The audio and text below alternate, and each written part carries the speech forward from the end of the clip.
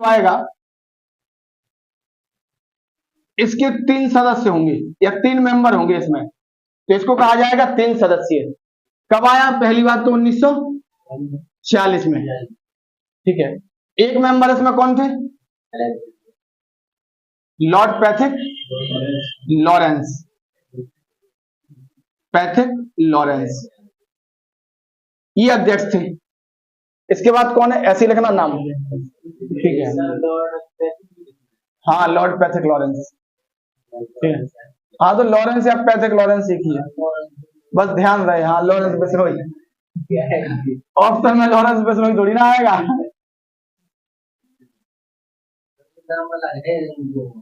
हाँ लॉर्ड लग जाता सब याद, लॉर्ड क्या नहीं याद हो जाती, लॉर्ड याद। हाँ वो लॉर्ड तो फिर वो दिक्कत होती कि इनके नाम में लगा कि नहीं लगा।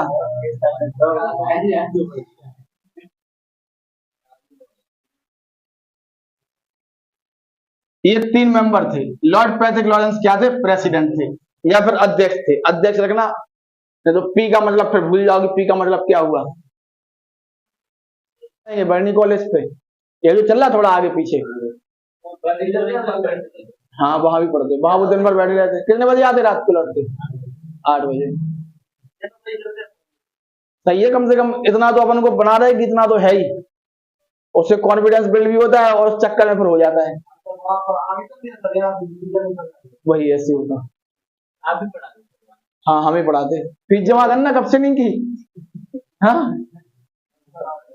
पढ़ तो अपन रहे हैं, ऐसे ही पढ़ाते। बजट प्रस्तुत करो भैया, कब होगा बजट प्रस्तुत, है ना? हाँ ऐसे। अरे वहाँ क्या है कि वहाँ अपने यहाँ स्टूडेंट सही है, वहाँ बहुत सारे पढ़ते ही नहीं है। पढ़ते तो हैं लेकिन बड़ी वहाँ पे मार्केट में ज्यादा बच्चे नहीं पढ़ते, गिने चुने पढ़ते। जो गरीब होते ना, जिनकी स्थिति खराब होती वही पढ़ते, बाकी तो मजबूरी है, आ रहे बैठे हैं, पैसे मिल रहे तो चलो भाई घूमा 2 घंटे टाइम पास और 2 समोसे इधर से 2 समोसे लौटते में बस, अब 4 घंटे आराम इस टाइप से। मार्केट में कोचिंग जब चलती ज्यादा है, जब वैकेंसी आ जाए पेपर हो फिर आधे भर के बच्चे, तब कमाया जाता वहां से टारगेट बैच में। अभी नहीं हुई, वो ये था कि 1 महीने में बैच कंप्लीट, 2 में कंप्लीट, 3 में कंप्लीट, हम देखते उसमें ज्यादा बच्चे आते।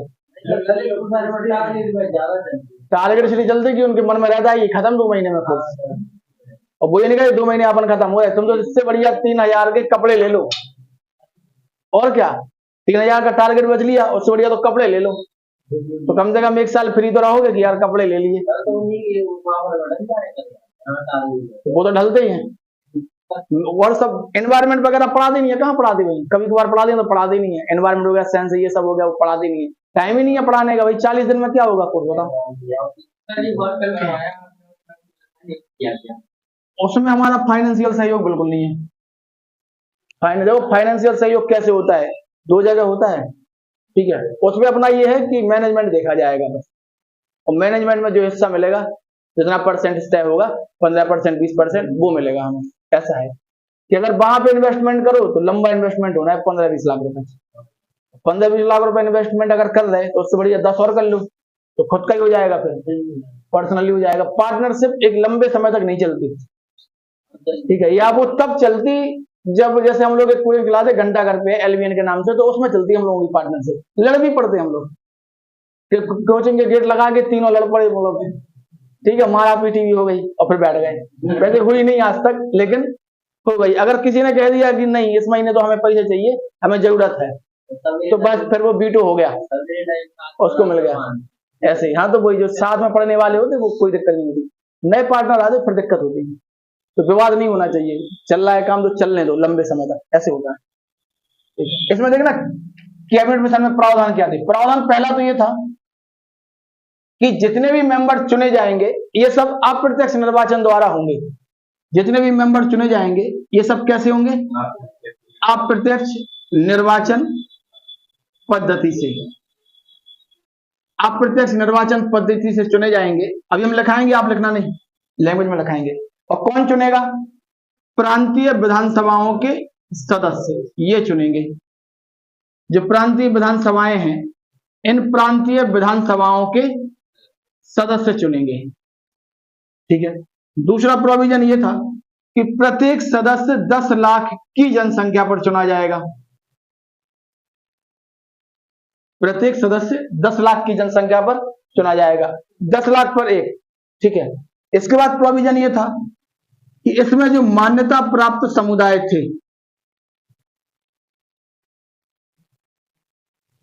ये 3 थे। 3 कौन कौन से थे? एक तो सामान्य, सामान्य में जनरल, ओबीसी, एससी, एसटी ये सब होंगे। ठीक है।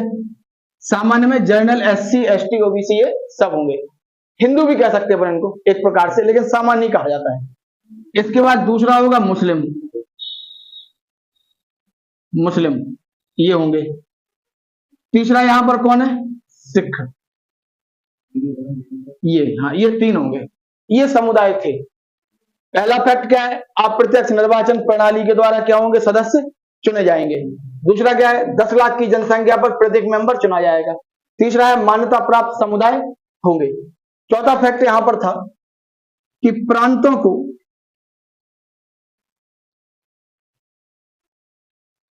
अलग से संविधान बनाने का अधिकार है। संविधान बनाने का अधिकार है या संविधान सभा बनाने का अधिकार है। ये बड़ी बात ये हुई, अंग्रेजों ने एक काम सही किया। जब भारत पाकिस्तान आजाद हो रहा था ना, तो उसके बाद संविधान लागू होने तक क्या किया उन लोगों ने कि जो आर्मी थी वो अपने पास रखी। भारत की जो आर्मी है, पाकिस्तान की जो आर्मी है, इसका मुखिया अंग्रेज रहा। अब वो माउंटबेटन को रिपोर्ट करेगा।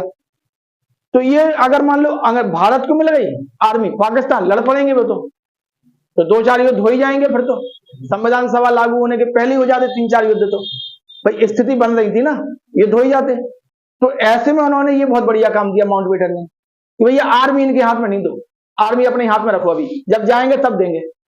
ठीक है। और दूसरी बात ये कि इन्होंने जो संविधान सभा बनाई, इस संविधान सभा में ठीक ठाक पर्याप्त व्यक्ति, इसमें ये कह सकते हैं कि उस समय के जो बुद्धिमत्ता वाले व्यक्ति थे, बुद्धिमान व्यक्ति थे, अच्छे व्यक्ति थे, वो सभी इसमें क्या कर रहे थे? पार्टिसिपेट कर रहे थे। आप देखना जब कश्मीर का मैटर आता है तो कई बार मैटर होता है, जब कश्मीर विलय कर देता है भारत में, तो जिन्ना वहां कहते हैं अपनी आर्मी प्रमुख से कि हमला कर दो भारत पे, तो आर्मी प्रमुख कहता है कि रुक जा भैया, पहले हमें अपने प्रमुख से पूछना है। अगर उस समय आर्मी पाकिस्तान के पास होती, जिन्ना के पास, तो युद्ध कर देते वो, और भारत युद्ध करता। और फिर जो यूएन बना था 1945 में, नया नया संस्था बनी थी, पूरी दुनिया को यूएन से आशा थी कि दुनिया पहला और दूसरा विश्व युद्ध झेल चुकी, अब यूएन क्या करेगा? यूएन युद्ध नहीं होने देगा देशों के बीच में। तो यूएन के पास बहुत बड़ा काम था, और ब्रिटेन या इंग्लैंड जो कहें, वो यूएन का संस्थापक सदस्य भी था। और ब्रिटेन की वजह से यहां पर युद्ध हो तो यूएन की कार्य छवि क्या हो जाएगी? खराब नहीं हो जाएगी कि अभी संस्था बनी, अभी युद्ध हो जाएगा। तो उसको मद्देनजर रखते हुए भारत में यह व्यवस्था की गई, भारत पाकिस्तान में। तो जब वहां पर जिन्ना कहते ना कि हमला करो भारत के ऊपर, तो आर्मी चीफ जो होता है वो मना कर देता है, कहता हम पहले सुपीरियर से पूछेंगे अपने। वो ऊपर पूछता है, वो मना कर देते, और ऊपर पूछते, वो मना कर देते कि नहीं भैया। हरी सिंह जो सिग्नेचर कर देते। बारामूला की त्रासदी हुई, बहुत विकट समस्या वहां पर हुई। पाकिस्तान ने स्वीकार किया, जिन्ना ने स्वीकार किया यूएन में कि जो काबाइली घुसे थे, उन काबाइली में पाकिस्तान की सेना थी। फिर यूएन का रिजोल्यूशन आया, 3 रिजोल्यूशन होते हैं, एक जिसको अपन कहते हैं कि जो ऑर्डर्स होता है, एक ट्रूस कहते हैं, और एक कहते हैं अदर्स। ठीक है। बड़ी बात ये रही कि यूएन में जो भारत ने आपत्ति दर्ज की, वो नियम 6 के अंतर्गत की। नियम 6 ये कहता है कि अगर यूएन कोई निर्णय देगा तो वो निर्णय आप मानने के लिए बाध्य नहीं होंगे। इस 7 ये कहता है कि मानने के लिए बाध्य होंगे। तो ये भारत में समझदारी दिखा दी कि 6 के अंतर्गत कि हम बाध्य नहीं होंगे मानने को। ठीक है। वहां पर ज्यादा आदर्शवादी नहीं बने नेहरू, तो उन्होंने कहा कि ठीक है हम 6 के अंतर्गत करेंगे। तो ये रहा। तो इस यहां तो बन रहा संविधान, वहां चल रहा क्या? युद्ध। आप खुद सोचो, सिंपल सी बात है, यहां तो संविधान सभा बन रही, वो संविधान बना रही है। यहां पर स्थिति क्या है? कश्मीर कह रहा है कि मन में सोच रहा है कि हाँ हम तो स्विट्जरलैंड जैसे बनेंगे, अलग से एक देश। भाई जूनागढ़ क्या कह रहा है? हम भी बनेंगे। यहाँ वाले एरिया में जूनागढ़ वो कह रहा हम भी बनेंगे, और यहाँ पर हैदराबाद तो कह ही रही भैया हम भी अलग से बनेंगे तीनों। तो ये तीनों अलग अलग सपने संजोए थे। हैदराबाद वाला जो मैटर था, ये कह सकते अपन कि ये क्या था? ये एक प्रकार से आदर्शवादी तो है कि हमारा देश बनेगा, लेकिन व्यवहारिक नहीं है। भाई कैसे बनोगे आप बताओ, पाकिस्तान में कैसे शामिल हो जाओगे? एक पाकिस्तान का हिस्सा इधर, एक इधर और एक इधर। महाबत खां भाग गया यहां से पाकिस्तान, ठीक है, महाबत खां ने निर्णय किया कि हम पाकिस्तान में शामिल होंगे, जूनागढ़ का शासक था, भाग गया पाकिस्तान। जनता ने विद्रोह कर दिया, वो भाग गया। जब उन्होंने कहा कि हम शामिल होंगे पाकिस्तान में, पटेल ने कहा कैसे होगे, दिमाग खराब है। जनता ने विद्रोह कर दिया तो भाग गया वो। हाँ, तो पटेल ने कह दिया कि कैसे बनोगे, दिमाग खराब है क्या? तो बस वो डर गया, भाग गया पाकिस्तान। जनता ने विद्रोह कर दिया, पाकिस्तान भाग गया वो। पहले विद्रोह हुआ, फिर भागा। यहां पर फिर जन्म संग्रह कराया, ये शामिल हो गया था भारत में जूनागढ़, लेकिन पटेल ने कहा कि जन्म संग्रह कराओ। अगर जन्म संग्रह नहीं कराएंगे तो दुनिया में ये बताया जाएगा कि देखो जबरदस्ती लिया था सिर्फ। तो जूनागढ़ को जन्म संग्रह के द्वारा, और जब जन्म संग्रह हुआ, जन्म संग्रह का मतलब ये होता है वोटिंग होगी कि आप बताओ किसके साथ रहना चाहते हो, भारत के साथ कि पाकिस्तान के साथ। तो 99.9% जनसंख्या ने कह दिया भारत के साथ, ठीक है। हैदराबाद से एक एग्रीमेंट हो चुका था कि 1 साल के लिए यथास्थिति बनी रहेगी। 1 साल तक ना तो तुम कुछ कहोगे ना हम कुछ कह रहे हैं, अपन जब तक संविधान सभा बना रहे और मैटर देखो, इसके बाद 1 साल बाद डिस्कस करेंगे। तो 1 साल का समय मिल गया, ठीक है। तो यहां से दिक्कतें खत्म थी, लेकिन 1 साल का समय पूरा हो रहा था, यहां पर भी रजाकार निकल के आ गए। वो क्या कर रहे थे, दंगे कर रहे थे, अलग होने की भावना फैला रहे थे। महाबत खां कह तो रहे, जनसंख्या हिंदू थी, राजा मुस्लिम था। और जम्मू एंड कश्मीर में जनसंख्या मुस्लिम है, राजा हिंदू है। हरि सिंह हो नहीं रहे यार, सिंपल सी बात है कि जब इनको कह दिया कि संविधान सभा तुम अपने अलग से बना सकते हो, तो वो तो सपना देखेंगे अलग से देश बनाने का, कि हम प्रधानमंत्री बनेंगे, पूरे देश पे कंट्रोल हमारा होगा। और पटेल ये कह रहे थे कि कैसे होगा, नहीं हो सकता। अब यहाँ पर जो राजा हरि सिंह थे, यहाँ पर जम्मू एंड कश्मीर में राजा हरि सिंह वाला मैटर, राजा हरि सिंह की जो सेना थी ना, इस सेना में लगभग 60% मुस्लिम थे। और जैसे ही जन्म संग्रह वाला मैटर हुआ, इसके बाद पाकिस्तान इसका कश्मीर वाला मैटर आया, तो जिन्ना तो वैसे ही भूखे थे, क्योंकि वो ये चाह रहे थे कि हमें ज्यादा से ज्यादा क्षेत्र मिल जाए। तो वो जम्मू एंड कश्मीर को अपने पक्ष में लेना चाहते थे कि हमारे पास आ जाए। राजा भी क्या था, राजा भी टरका रहा था एक प्रकार से। राजा ये कह रहा था कि हाँ ठीक है, विचार कर रहे हैं तुमसे मिलने का, तो भारत से कह रहा था कि तुमसे मिलने का विचार कर रहे हैं ये। तो ये राजा जो हरि सिंह थे, वो मतलब टाइम पास कर रहे थे एक प्रकार से। अलग से देश थे, वो ये कह रहे थे, हम तुमसे कह रहे हैं, मैं हरि सिंह हूँ, हाँ मैं हरि सिंह हूँ, आप जिन्ना हो, आप नेहरू, हम कह रहे हैं तुमसे ठीक है, हम तुम्हारे साथ शामिल होने पर विचार कर रहे हैं। तुम खुश हो गए, तुमसे मिले, तुमसे कह दिया विचार कर रहे हैं, तो तुम खुश नहीं हो जाओगे कि मिल रहे हैं। लेकिन इसी समय क्या हुआ कि पाकिस्तानी जो क्षेत्र में जो लोग थे कबायली, उन कबायली लोगों ने या फिर आर्मी ने, क्योंकि डायरेक्ट आर्मी तो हमला कर नहीं सकती पाकिस्तान की, अगर आर्मी हमला करेगी पाकिस्तान की तो फिर युद्ध नहीं हो जाएगा कि भाई ये तुमने हमला कैसे किया एक क्षेत्र पर, जो क्षेत्र तुम्हारा है ही नहीं। उनका खुद का अधिकार है कि वो भारत में शामिल हो या ना हो, या पाकिस्तान में शामिल हो या ना हो, तुमने युद्ध कैसे कर दिया। तो इस पर प्रभाव नहीं पड़ेगा जिन्ना पर या फिर पाकिस्तानी आर्मी पर। तो इन्होंने काबाइलियों के रूप में वो किया, युद्ध किया, यानी काबाइलियों को घुसा दिया, जनजाति को, और उनके साथ सैनिक भी थे। यहां पर जैसी सैनिक पहुंचे, उन्होंने हंगामा शुरू कर दिया, मानना लोगों को ये वो। बारामूला की त्रासदी यहाँ पर बहुत फेमस है। बारामूला में मतलब ये कहा गया कि बुरी तरह से नरसंहार हुआ सभी का, महिलाओं के साथ तो बहुत ज्यादा बर्बरता वहां पर की गई। यहां से ये श्रीनगर पहुंचते, और श्रीनगर जब पहुंचने वाले थे तो राजा हरि सिंह का वो भाग गया जम्मू। और क्या करता, राजेंद्र सिंह जो उनके सलाहकार थे, या राजेंद्र सिंह जो उनके मंत्री थे, उन्होंने कहा पहले तुम निकलो यहां से।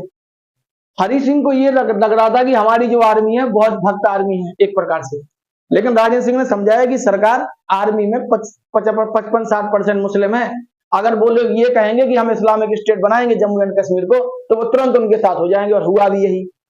वो लोग किसके साथ होगा, जो मुस्लिम वर्ग के जो लोग थे, सैनिक थे, वो उनके साथ हो गए, ये कंडीशन। तो फिर यहाँ पर हरि सिंह को भागना पड़ा। फिर यहाँ पर समझौता हुआ भारत के साथ, फिर 26 अक्टूबर और 27 अक्टूबर को ये समझौता पूरा हुआ, और इसका विलय भारत में हो गया, और भारत ने सेना भेजी।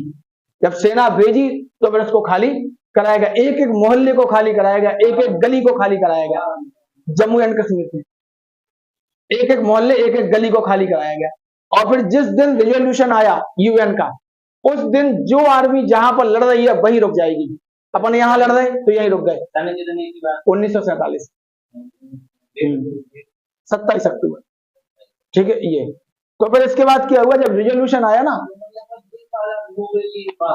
और क्या वही सब कुछ चल रहा है मैटर। अब बताओ ऐसी स्थिति में कोई कैसे डिसीजन लेगा?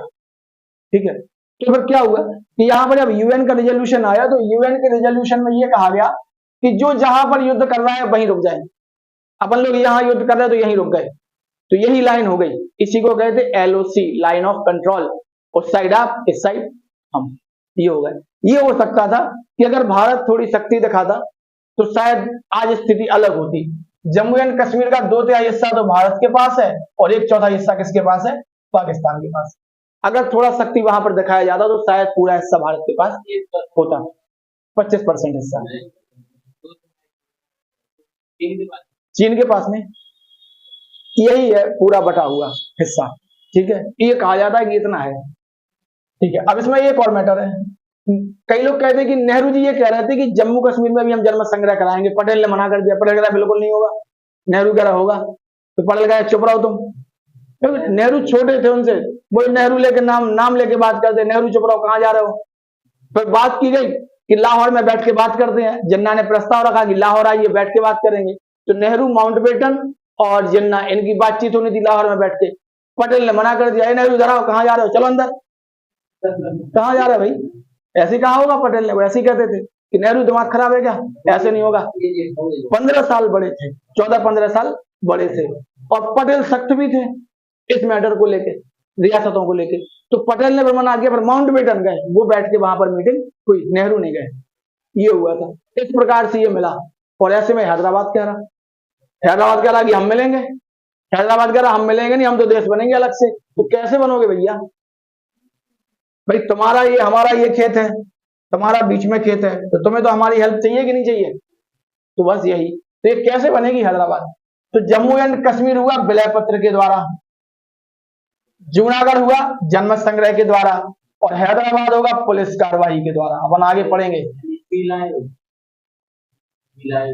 पीला आयोग नहीं, वो तो 47 में, वो 1858 में हुआ था।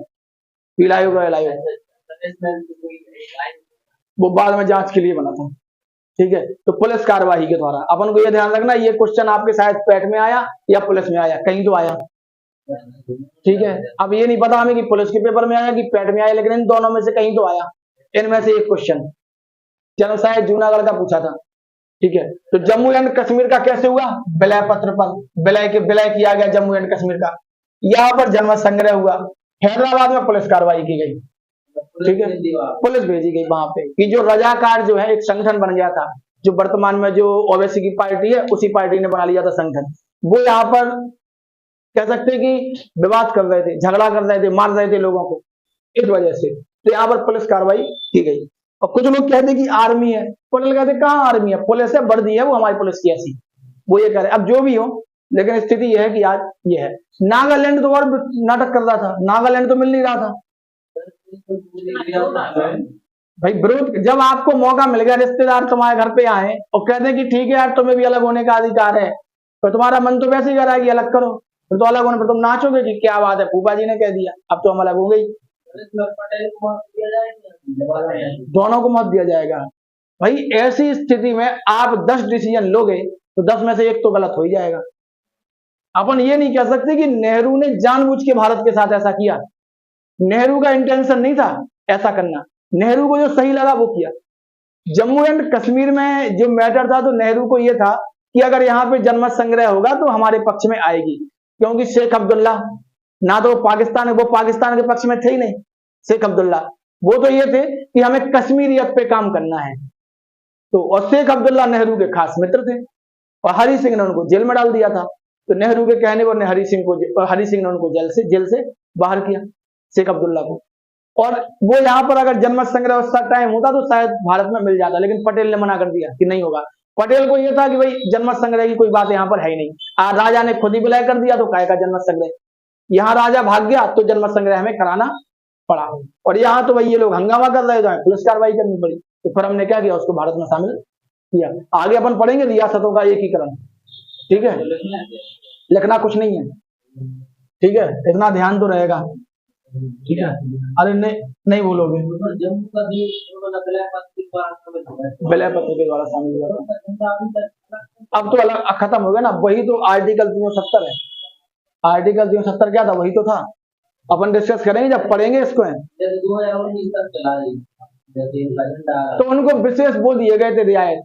भाई जम्मू एंड कश्मीर भारत में विलय तो हुआ, लेकिन जम्मू एंड कश्मीर का पूरा विलय नहीं हुआ था। कुछ अधिकार भारत को दिए गए थे, रक्षा के हो गए, विदेश हो गए। हाँ भाई, जम्मू एंड कश्मीर जितनी भी रियासतें हैं ना, उन रियासतों के कुछ अधिकार भारत को मिले थे, उसमें शामिल होंगे। जैसे रक्षा हो गया, क्या नाम, विदेश मंत्रालय, विदेश मैटर हो गए, ये सब मिल गए थे। इनके माध्यम से सब रियासत के साथ ऐसा ही हुआ। फिर धीरे धीरे करके क्या होगा, भारत में शामिल हो गए। भाई शामिल ही नहीं हो रहे थे वो तो, पहली बात तो ये। तो पहले तो में शामिल किया जाएगा ना। तो पटेल यहाँ पे शख्स थे। पटेल क्या है, पटेल वृद्ध हो चुके थे। और ये तो बड़ी बात है कि पटेल को 2 साल मिल गए। 50 में मृत्यु हुई उनकी, दिसंबर 50 में शायद मृत्यु हुई, बंबई में हो गई थी मृत्यु उनकी। तो आप सोचो, पटेल अगर पहले मृत्यु हो जाती 47-48 में, तो क्या स्थिति होती। और पटेल 2 साल मिल गए। तो भाई गांधी की तो हत्या हो गई थी 48 में, जनवरी 48 में हुई थी हत्या। तो अगर गांधी जिंदा होते तो संविधान सभा में, संविधान में कुछ अलग झलक दिखाई देती। भाई पंचायतें जो डीपीएसपी में है, वो डीपीएसपी में ना होकर कहीं और होती। तो पंचायतों के लिए 73वां और 74वां स्थानीय स्वशासन के लिए संशोधन नहीं करना पड़ता अपन को। तो पंचायतें पहले से ही लागू होती भारत में, ये था। तो भाई कहीं ना कहीं प्रभाव दिखाई देता उनका, लेकिन ये दिखाई नहीं दिया कि भाई मृत्यु हो गई। तो बड़ी बात यह है कि पटेल को 2 साल मिल गए। अब लोग कहते कि पटेल को पीएम बनना था, नहीं कहते कि नेहरू से बड़ा कद था। बिल्कुल बड़ा कद था पटेल का। भाई पटेल का कद बिल्कुल बड़ा था नेहरू से, ये नहीं कह सकते कि नेहरू का।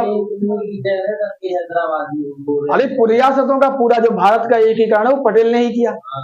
लेकिन पटेल इसलिए नहीं बने पीएम क्योंकि पटेल बीमार थे, उम्र हो गई थी उनकी। और भारत को एक ऐसा व्यक्ति चाहिए था प्रधानमंत्री के रूप में जो लंबे समय तक जीवित रहे।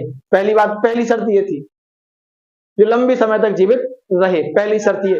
क्योंकि जैसे ही भारत आजाद हुआ, दुनिया भविष्यवाणी कर रही थी कि भारत फेल हो जाएगा, भारत टूट के कई देश बन जाएंगे। ऐसी स्थिति में एक ऐसा मेंबर चाहिए था, ऐसा व्यक्ति चाहिए था जो लंबे समय तक क्या रहे, प्रधानमंत्री रहे और उदार दृष्टिकोण का हो।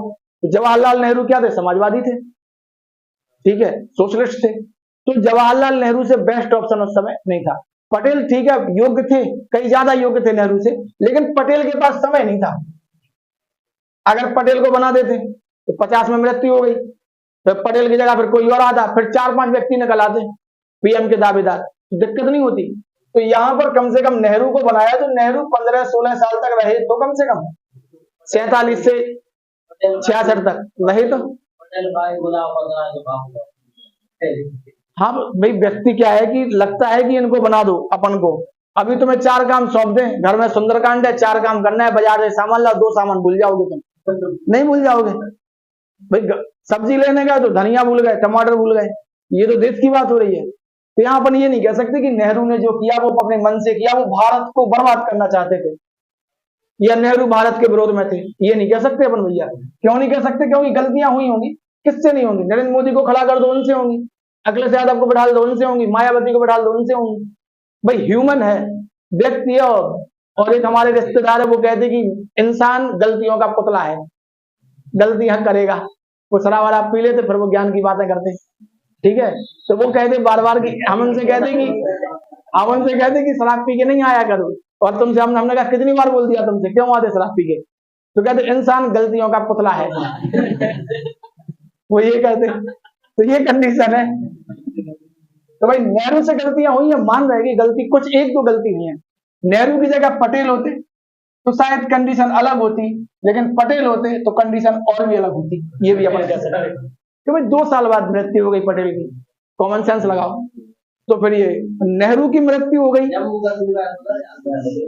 हाँ, अगर पटेल होते जम्मू एंड कश्मीर, पटेल पूरा स्टैंड लेते, लिया तो उन्होंने ही था, लेकिन यूएन में अगर मैटर नहीं जाता तो पूरा जम्मू एंड कश्मीर शायद भारत में होता।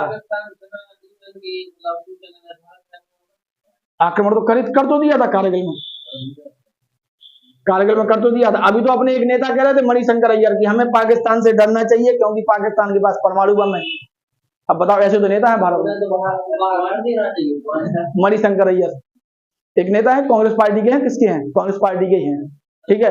वो कह रहे थे कि हमें पाकिस्तान से डरना चाहिए क्योंकि पाकिस्तान के पास परमाणु बम है। अब सोचो,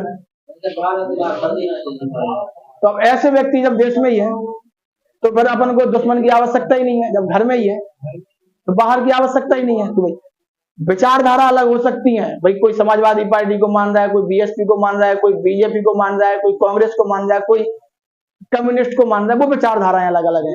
लेकिन जब राष्ट्र हित की बात आएगी तो सब एक होंगे, जब राष्ट्र हित की बात आती है तो सब एक रहेंगे। ठीक है, जैसे अटल बिहारी वाजपेयी का एक स्टेटमेंट है, तो वो कहते तो उसमें खड़े हो गए संसद में, उपाध्यक्ष बैठे, कहते उपाध्यक्ष महोदय जब इंदिरा गांधी ने अच्छे अच्छे काम किए तो हम इनके साथ रहे, इमरजेंसी लगाई तो इनके साथ नहीं होंगे, विरोध में रहेंगे।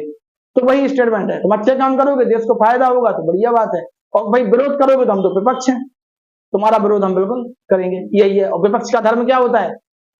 विरोध करना, ये तो ये मैटर। तो वहां पे शायद स्थिति ये थी, अपन को थोड़ा ध्यान में रखना है, क्योंकि इसके बाद अपना यही टॉपिक आएगा, किसी को उठाएंगे अपन।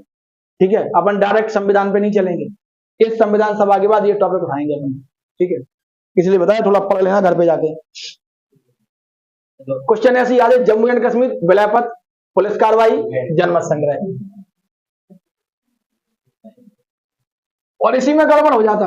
वहां भी लिख देते सेना, तो सेना नहीं गई थी, अपने ही लोगों पे सेना हमला नहीं करेगी, अपने ही लोगों पे सेना हमला नहीं करेगी, सेना करेगी तो युद्ध नहीं हो जाता। फिर हैदराबाद प्रोविजन क्या था कि रियासतों को या राज्यों को अलग से संविधान बनाने का अधिकार है, और भारतीय सेना वहां पर पहुंच जाए तो क्या होगा, तुम तो हमला कर रहे हैदराबाद पे यार, तुम हैदराबाद को अपने साथ में लेना चाहो तो युद्ध करके, ये गलत है। और यूएन नया नया बना, वो युद्ध होने देगा? हैदराबाद, हाँ वहां पे जनसंख्या मुस्लिम थी, और वहां पे जो शासक थे, हैदराबाद की अलग कहानी है, हैदराबाद की अलग कहानी है। हैदराबाद इतनी मजबूत रियासत थी, पूरी रियासतों में सबसे बड़ी रियासत थी, सबसे ज्यादा पैसा कमाते थे, बाद में बर्बाद हो गए। ओवैसी वहीं का है, हैदराबाद से तो आता है चुन के, अभी सांसद हैदराबाद से ही तो है। ओवैसी जैसा चाहे व्यक्ति हो, लेकिन जब राष्ट्र की बात आती है तो भारत के साथ रहता वो कई बार कहता है पाकिस्तान वाले के, तो कह रहा है तुम अपना देखो, हम अंदर लड़ रहे हैं कुछ कर रहा है वो हमारा मैटर है, तुम अपना देखो पहले।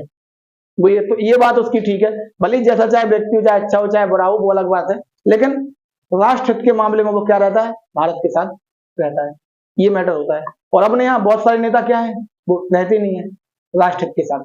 ठीक है, बहुत सारे देख लो आप, जम्मू एंड कश्मीर की स्थिति इसलिए तो खराब रही इतने सालों तक, बनी रही। और भाई जब आप खुद सोचो आपके सिर पर कोई राज्य है, आपका पड़ोसी में दिन रात झगड़े हो रहे हैं, बर्तन फेंक रहे हैं, जूते चल रहे हैं, गाली हो रही, तुम्हारे घर में माहौल कैसा होगा? तुम लड़ पड़ोगे एक आध दिन, वैसे हो जाएगा, बर्तन फेंकेंगे, उनके फेंके तुम्हारे, उनके कटोरी तुम्हारे तवेले फेंकेंगे, है ना, इस टाइप से। इसमें लोगों पॉइंट बना के लिखना, कैबिनेट मिशन के निम्न प्रावधान थे, कैबिनेट मिशन के निम्न प्रावधान थे।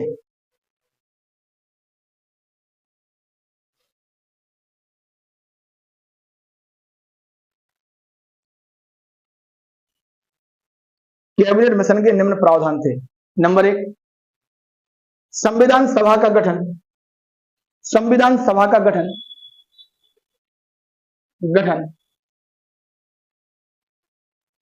प्रांतीय विधानसभा, संविधान सभा का गठन प्रांतीय विधानसभा सदस्यों द्वारा अप्रत्यक्ष निर्वाचन प्रणाली द्वारा होगा। प्रांतीय विधानसभा सदस्यों द्वारा अप्रत्यक्ष निर्वाचन प्रणाली द्वारा होगा।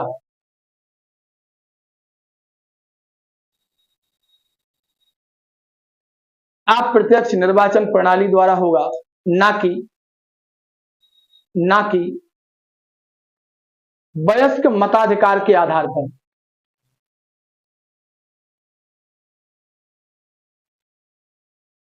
ना कि वयस्क मताधिकार के आधार पर।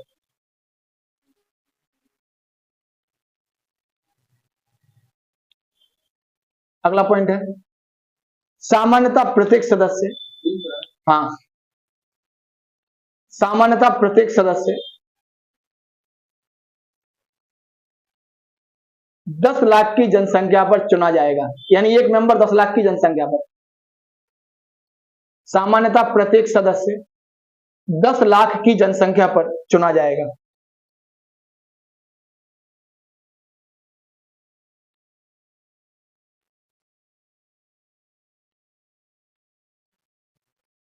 प्रत्येक प्रांत को सामान्यतः प्रत्येक सदस्य 10 लाख की जनसंख्या पर चुना जाएगा, 10 लाख पे एक मेंबर। प्रत्येक राज्य को, इसी में प्रत्येक राज्य को जनसंख्या के आधार पर सीटें आवंटित की गई। प्रत्येक राज्य को जनसंख्या के आधार पर सीटें आवंटित की गई, आवंटित की गई।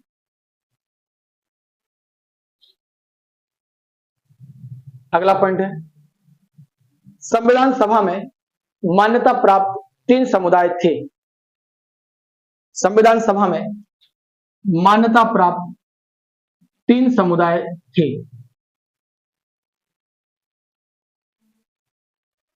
संविधान सभा में मान्यता प्राप्त 3 समुदाय थे। नंबर 1 सामान्य, दूसरा मुस्लिम और तीसरा सिख।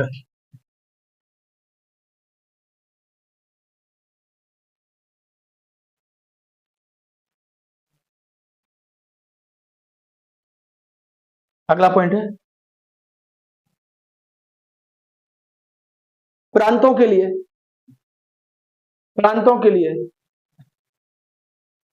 अलग से संविधान बनाने का अधिकार था। प्रांतों के लिए अलग से संविधान बनाने का अधिकार था।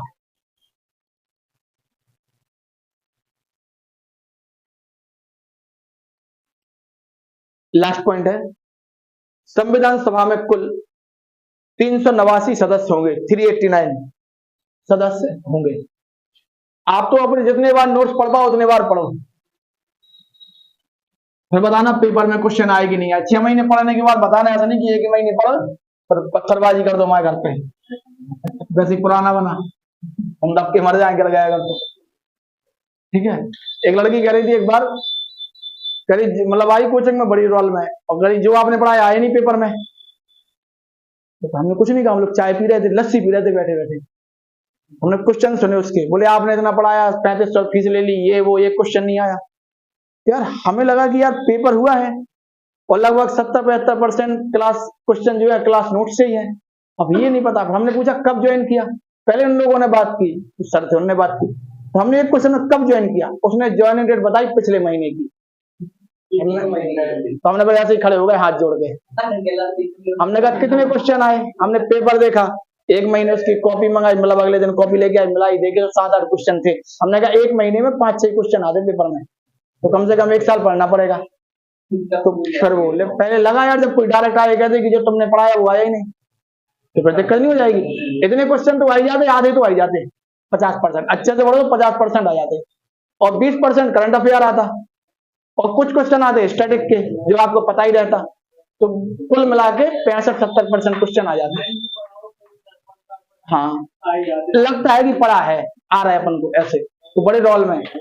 तो फिर मतलब एक हमारे मास्टर भावनात्मक को करे फीस वापस कर दो, हमने कि दिमाग खराब है, फीस का वापस कर दो, जो बेस्ट था वो कंप्लीट था, अब नहीं आया पेपर में तो क्या करें भैया। ठीक है, तो कभी कभी ऐसा हो जाता है। अब इसमें 389 मेंबर थे, ठीक है, संविधान सभा में कुल, जैसा लग रहा है ऐसे ही लिखना, ठीक है। 389 में से 292 सदस्य कहां से आएंगे, ब्रिटिश प्रांतों से। 4 कहां से आएंगे, कमिश्नरियों से, और बाकी 93 कहां से आएंगे, देशी रियासतों से। सबसे सरल क्वेश्चन है, संविधान सभा में कितने सदस्य थे, ये है ना 389, वो सबको पता रहता है। अलग अलग पूछ सकते हैं लेकिन वनडे एग्जाम में नहीं पूछते।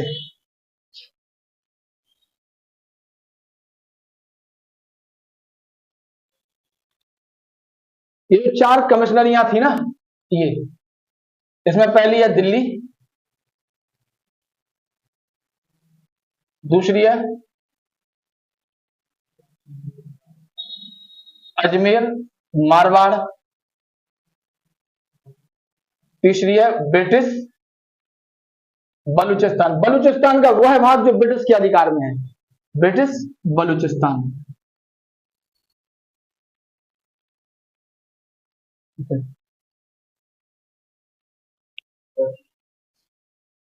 तीन है, चौथी है कुर्ग, चौथी कुर्ग। ये 4 कमिश्नरियां थी, पेपर में नहीं आती है, पेपर में आती नहीं है तो अपन को टेंशन नहीं लेना है, अपन को ध्यान में रखना है ये 4 हैं। अभी इसके आगे चलेंगे अपन तो मैप बनाएंगे, ठीक है, दक्षिण भारत में, ठीक है। अपन आगे चलेंगे तो अपन मैपिंग पे देखेंगे।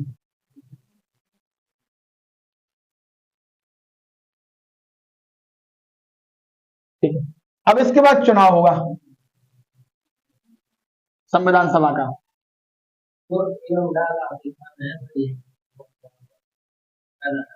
हाँ वही वाली डल्ला की, ठीक है, डाला है डल्ला एक ही कहते हैं उसको। अब चुनाव होगा, चुनाव तो आपको पता ही है कैसे होगा।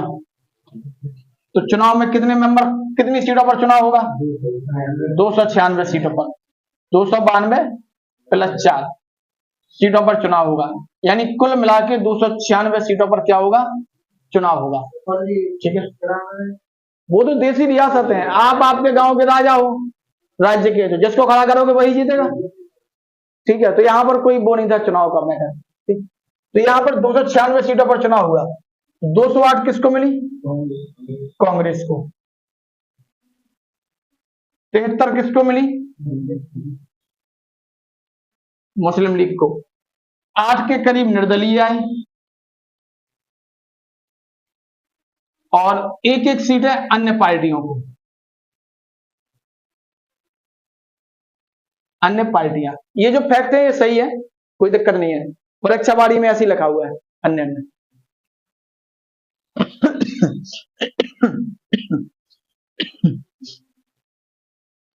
एम लक्ष्मीकांत में क्या है कि ज्यादा फैक्चुअल नहीं है, वो कंसेप्चुअल किताब है एम लक्ष्मीकांत।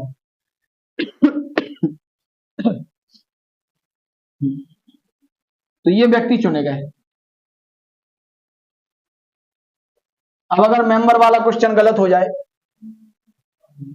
तो फिर तो गोविंद सागर बांध में तो नहीं कूदेंगे अपन, क्योंकि उसका पानी अपन पी रहे हैं,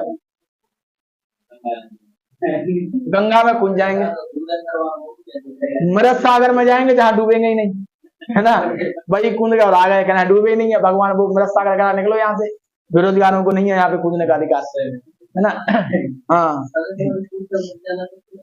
सबसे ज्यादा क्वेश्चन ये था कितने मेंबर थे, फिर ये आएगा कि कितने कहां से, कितने कहां से, कितने कहां से। फिर ये चुनाव में ये कांग्रेस को कितनी मिली, मुस्लिम लीग को मिली, यहाँ से मिली ये, हाँ दोनों, ये दोनों बनते हैं। तो ध्यान रखना कितनी मिली, 2-3 बार पढ़ लोगे तो याद रहेगा, ठीक है। आगे लिखना, आगे लिखना, लाइन चेंज करके लिखना। संविधान सभा में, संविधान सभा में, सभा में उपरोक्त प्रकार से, उपरोक्त प्रकार से, प्रकार से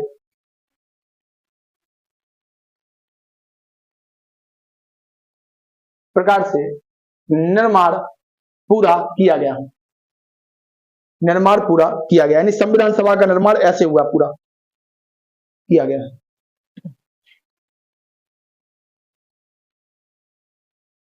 तो संविधान सभा में कुल सदस्य कितने थे?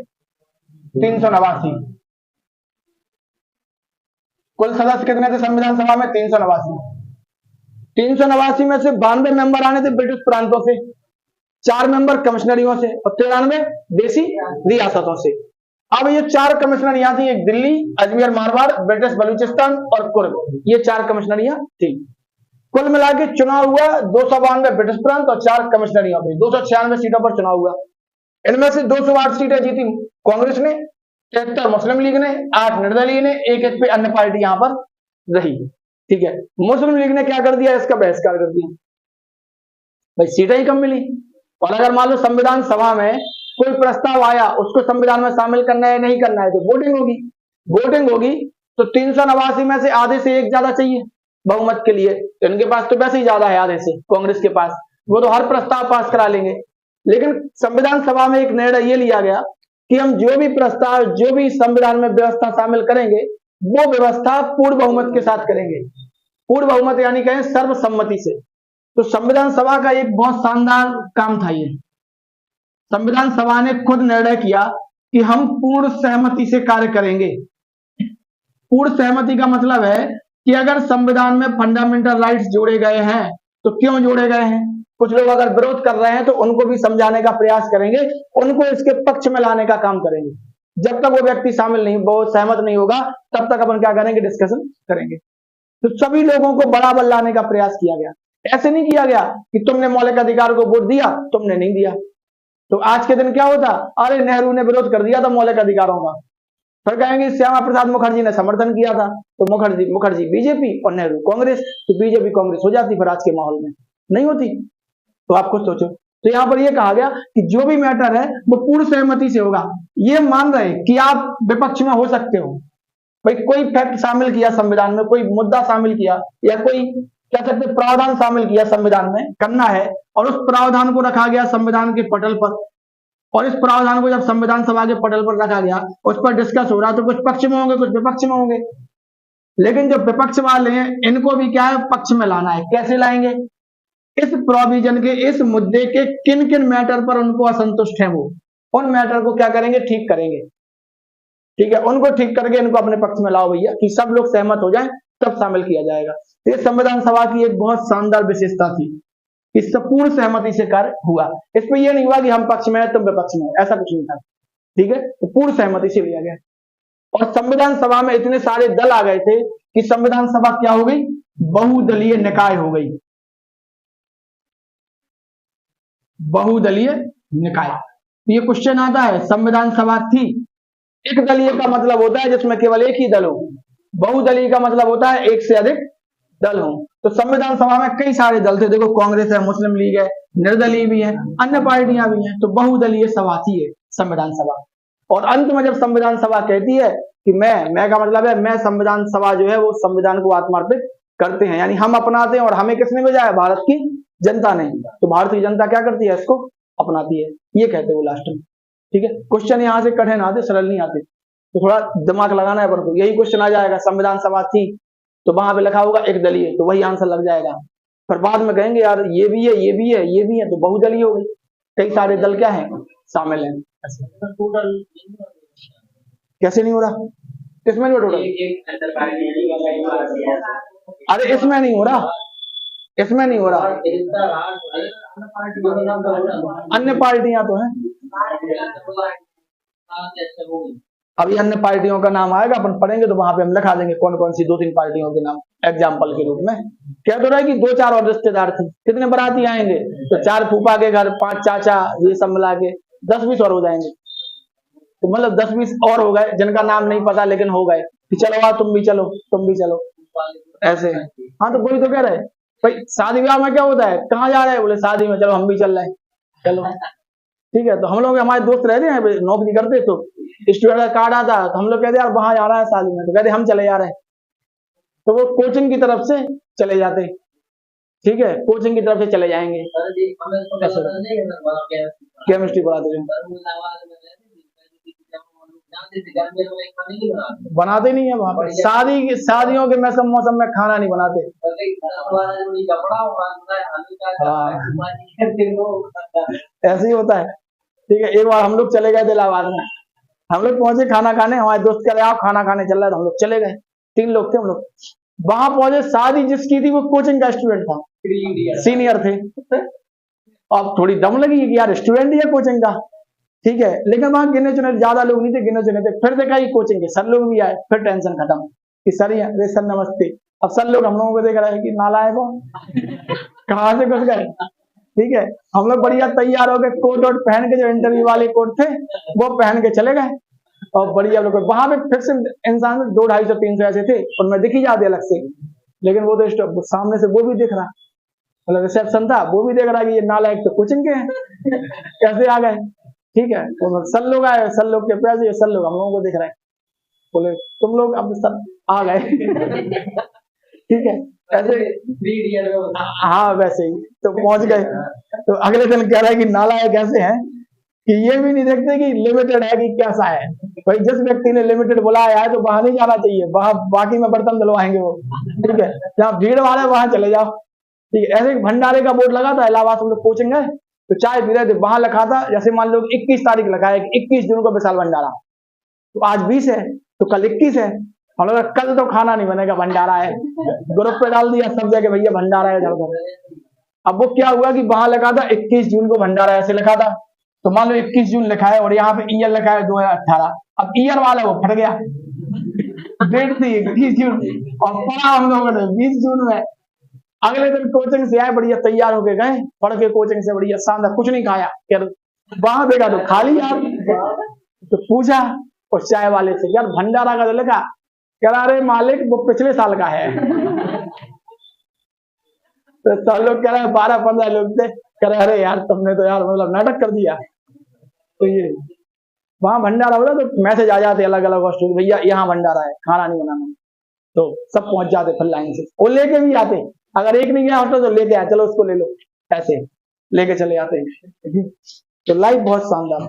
कुछ लड़के ऐसे रहते, लखीमपुर खीरी के रहते थे, तो वो लोग आते थे रात को 2-2 बजे, तो हम लोग पढ़ते थे, हम लोग फिर आवाज सुनते थे, भाई 2 बजे क्यों आए, तो पूछा उनसे, तो कह रहा कि हम लोग काम करते हैं वेटर का, जो शादी विवाह होते हैं उसमें वेटर का काम करते हैं, तो रात में काम करेंगे फिर दिन में पढ़ाई करेंगे। अब सोचो कितना संघर्ष करेंगे, समझ रहे आप इस संघर्ष। उनका एक दोस्त था लखीमपुर खीरी का, राणा कहते थे उसको, वो रोज तैयार रहता था शाम को, क्योंकि उसके दोस्त अब कहाँ हैं, वेटर हैं, तो बढ़िया तैयार होके बढ़िया कपड़े वपड़े पहन के जूते वूते पहन के किसी से मांग के इससे मांग के बढ़िया रोज जाता था। हम लोग कहते कहाँ जा रहे थे, तो घूमने, कहते तुम खाना तो कहीं बनाते ही नहीं हो, तो बाद में पता चला कि इसलिए खाना नहीं बनाता ये, क्योंकि इसके दोस्त क्या है, वेटर है। वो सब लग गए नौकरी में, एक आध दो बच्चे तो नहीं कह सकते, लेकिन जितना को हम जानते वो सब लग गए, सब नौकरी कर रहे हैं। तो ऐसी लगती नौकरी, ठीक ठाक पोस्ट में, कोई कांस्टेबल है, कोई दरोगा है, कोई बैंक में है, कोई रेलवे में है, इस टाइप से सबकी लग गई नौकरी। राणा का नहीं पता लगी कि नहीं लगी, ठीक है। राणा एक बार हम लोगों से कह रहा कि उठवा लेंगे तुम्हें लखीमपुर खीरी में, उन्होंने कहा मालिक हमें नहीं उठवाना, हमारा भांजा था वो लंबा चौड़ा है, तो भांजे ने ऐसे उठा दिया, कह रहा तुम्हें तो उठा दिया हमने, वो ठेंगा था, और वो हमसे कह रहा यार मामू यार तुम्हारा भांजा खतरनाक है यार, मार रहा है। हाँ नहीं, डॉनगिरी नहीं होती वैसे। इसमें लिखना आगे, लाइन चेंज करके लिखना, एक हेडिंग दो, इसमें पहले एक पॉइंट और लिख लो, इसी के आगे लिखना हैदराबाद एक ऐसी रियासत थी जिसके प्रतिनिधि संविधान सभा में शामिल नहीं थे या नहीं हुए। हैदराबाद एक ऐसी रियासत थी जिसके प्रतिनिधि संविधान सभा में शामिल नहीं थे।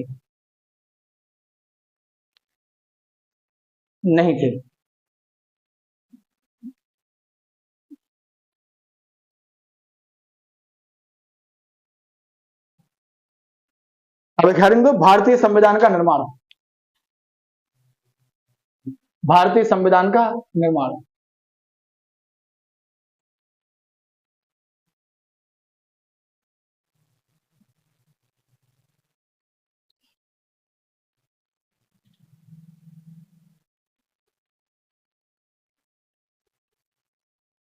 अब संविधान का निर्माण क्या, वही जो संविधान सभा में कार्रवाई होगी, मेंबर चुन लिए गए, सब कुछ हो गया, अब कार्रवाई शुरू होगी। तो संविधान सभा की जो प्रथम बैठक होगी वो कब हुई, 9 दिसंबर 1946 को संविधान सभा की प्रथम बैठक, ठीक है। और ये कहां पर हुई, नई दिल्ली में, नई दिल्ली के एक पुस्तकालय है, इस पुस्तकालय में हुई ये बैठक, ठीक है। वो तो ग्वालियर टैंक में भारत छोड़ो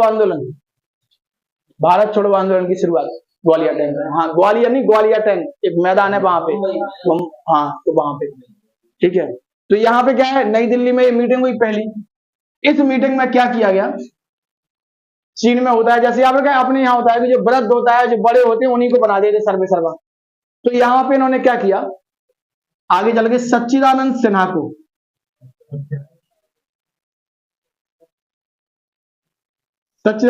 लिखना नहीं, हम लिखा देंगे पैराग्राफ बना के, सिन्हा को अस्थायी अध्यक्ष चुना गया,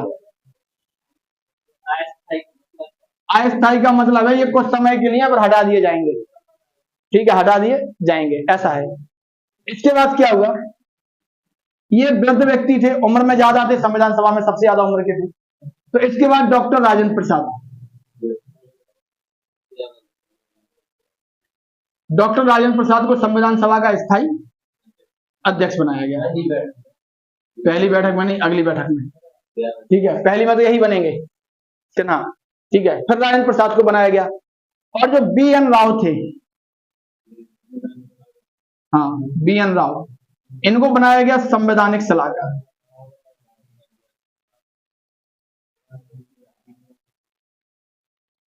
इनको संवैधानिक सलाहकार बनाया गया। इस प्रकार से कार्रवाई क्या हुई, शुरू हुई। अब नेहरू जी आएंगे, तो नेहरू जी क्या करेंगे, उद्देश्य प्रस्ताव प्रस्तुत करेंगे। किस तारीख को हुआ, सही है, 13 दिसंबर 1946 को।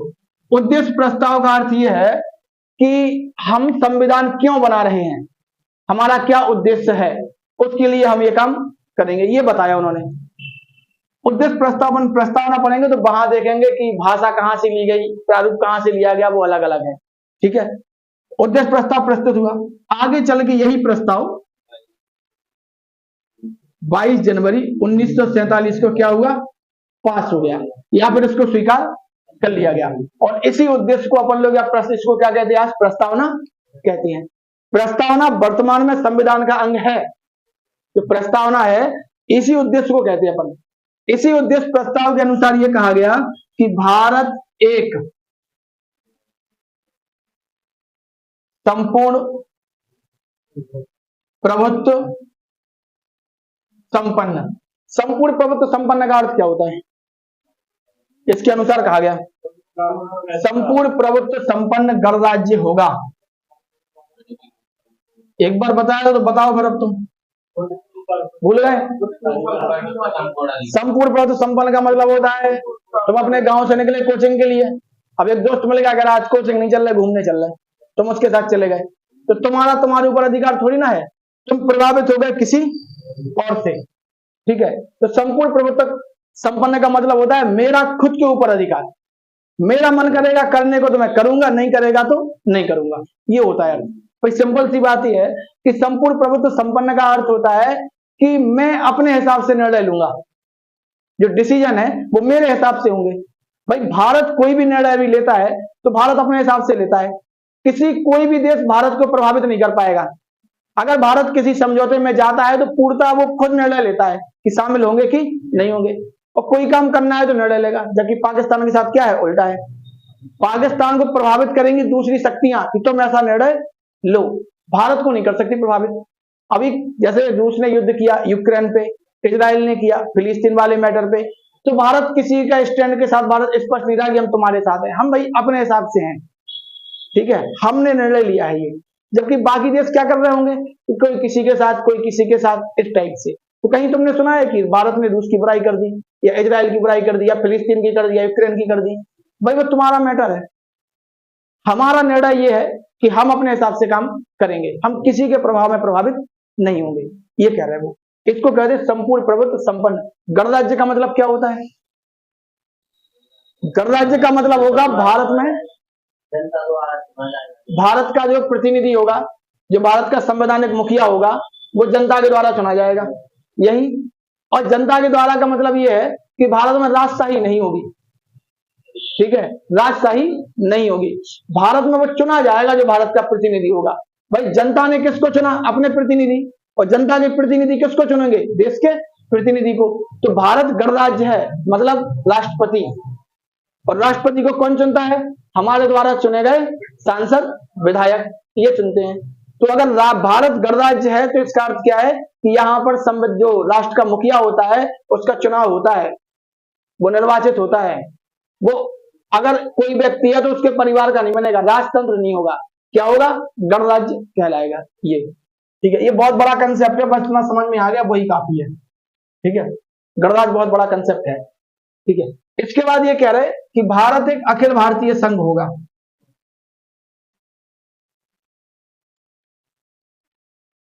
अखिल भारतीय संघ का मतलब ये है कि जितने भी रियासत वगैरह जो है, राज्य वगैरह, ये सब किसमें शामिल होंगी? भारत में शामिल होंगी। यानी भारत क्या होगा? ब्रिटिश प्रांतों का और देशी रियासतों का एक राज्य होगा। ये सब मिलकर भारत का निर्माण करेंगे।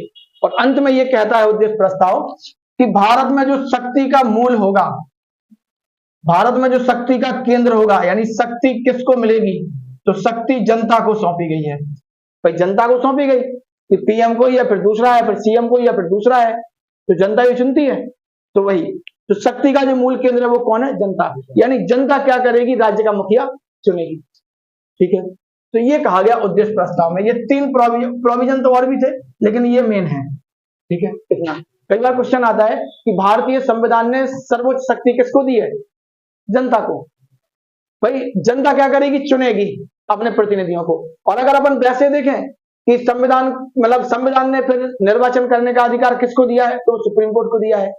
संविधान में कोई शब्द लिखा है, उस शब्द की क्या परिभाषा होगी, उस शब्द का क्या अर्थ होगा, ये सुप्रीम कोर्ट बताएगा। भाई अगर संविधान में लिखा है संपूर्ण प्रभुत्व संपन्न और कहीं मैटर उत्पन्न होता है तो कोर्ट में जाएगा सुप्रीम कोर्ट। यानी संविधान को परिभाषित करने का अधिकार किसके पास है? सुप्रीम कोर्ट के पास है। वो बताता है कि एक्स शब्द का अर्थ क्या है और वाई शब्द का अर्थ क्या है। बहुत सारे केस ऐसे आए जिसमें एक एक जैसे रीजनिंग नहीं होती है, के बगल में, से बगल में, ऐसे, तो इनकी परिभाषा क्या होगी, ऐसी कोर्ट बताता है। सुप्रीम कोर्ट बताएगा, हाई कोर्ट नहीं बताएगा। तो संविधान को परिभाषित करने का अधिकार किसके पास है? सुप्रीम कोर्ट के पास है। या फिर संविधान की व्याख्या करने का अधिकार किसके पास है? सुप्रीम कोर्ट के पास है। ठीक है, तो ये स्थिति है उद्देश्य प्रस्ताव की। ठीक है, प्रस्तावना पढ़ेंगे तो वहां पे हम लिख लेंगे, अपन बता देंगे भाषा कहां से ली गई है, कैसे है, क्या क्वेश्चन। ठीक है, लिखो इसमें। डेट आपको याद होंगी और नहीं भी होंगी तो कोई समस्या नहीं है, लेकिन पढ़ते रहना, बार बार हो जाएंगी याद। ठीक है, कभी कभी तो जैसे कि हम जब पढ़ाते हैं ना तो हम थोड़ा सा स्पेस ले लेते, फिर रुक जाते हैं पढ़ाते पढ़ाते कि भाई मान लो गलत ना हो जाए। भाई हो जाती है, ह्यूमन नेचर है, भूल गए। तो जैसे अभी नहीं कि भाई कब आया, तुमने कहा 13 दिसंबर, 13 दिसंबर सही है, फिर कब आया, थोड़ा स्पेस लिया, 2-3 सेकंड रुके, फिर जाके डेट लिखी। जल्दी जल्दी करो तो डेट गलत हो जाती है, और बहुत जल्दी मतलब गलतियां होती हैं ये। या तो फिर तैयार पेपर नहीं दे रहे हो हम, अगर हम पेपर नहीं देंगे तो फिर कोई टेंशन नहीं होती। जैसे अभी हम 18 तारीख को नेट का पेपर था, हम देने ही नहीं गए, नींद नहीं खुली। ठीक है, मतलब रात में हम लेट सोए, हमें अब नहीं जाएंगे, वो रद्द हो गया, अब दोबारा होगा, रद्द हो गया। ठीक है, एनटीए जो नेट का हुआ वो रद्द हो गया। ठीक है, अब दोबारा जाएंगे देने, अब मिल जाएगा देने को, फायदा हो गई। हाँ, रद्द हो रहा है। एनटीए के जो अधिकारी हैं उन्होंने लीक कर दिया पेपर।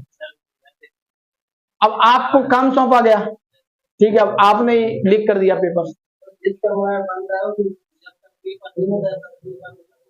कमरा तो वो तो ठीक है, पेपर आगे तुम्हारे उसमें रखे गए, लेकिन जहां छपा है वहां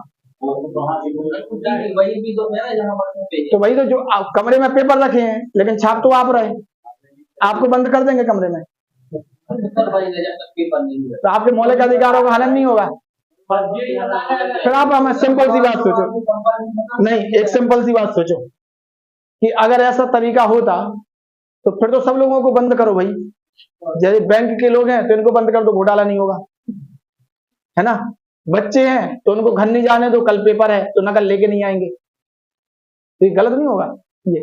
फिर ईमानदारी कहाँ गई आपकी, जो राष्ट्र के प्रति आपने क्या है जो शपथ ली है नौकरी पे बैठने के पहले, तो ईमानदारी कहाँ गई? ईमानदार व्यक्ति को बनाया नहीं जा सकता, ईमानदार खुद बन सकते। तो एनटीए के जो अधिकारी हैं वो उन पे व्यापक कार्रवाई होनी चाहिए। ठीक है, संपत्ति जब्त होनी चाहिए, नौकरी जानी चाहिए। उनके परिवार वालों का तो खैर कोई दोष नहीं है, लेकिन कुछ ऐसा हो जिससे वो क्या हो, सत्ते में आए। जैसे कह सकते कि जैसे मान लो उत्तर कोरिया है, वो फांसी दे देगा, एक आध दो को ऐसी सजा दी जाए जो नजीर बने, जिससे लोग डरें, ऐसा हो सकता है। ठीक है, अब एनटीए का पेपर हुआ, आप खुद सोचो कि कितने बच्चे पढ़ रहे थे, वो पेपर देने गए, उनकी 2 महीने की तैयारी, 3 महीने की तैयारी वो क्या हो गई, वेस्ट नहीं हो गई। और मान लो पता चल गया, पता ही ना चलता, तुम्हारे नंबर है 72 और मेरिट है 73, और जिसके 73 नंबर उसने पढ़ा ही नहीं, पेपर खरीदा था, तो गलत नहीं होगा ये, ऐसे होता है। ठीक है, 18 जून को, 18 जून वाला